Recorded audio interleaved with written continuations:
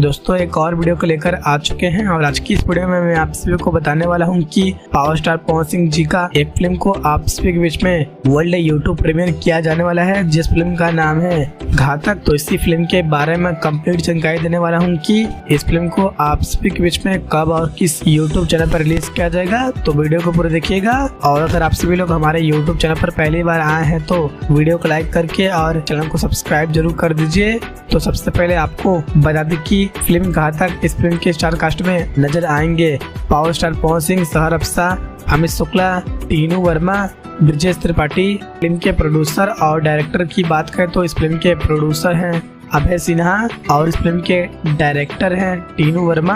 दोस्तों बताया जा रहा है कि ये फिल्म काफी ज्यादा शानदार और बहुत ही कमाल की होने वाली है, जो कि आप सभी को YouTube पर काफी ज्यादा पसंद आएगी। तो चलिए दोस्तों बता दें कि इस फिल्म को आप सभी के बीच में कब और किस YouTube चैनल पर रिलीज किया जाएगा।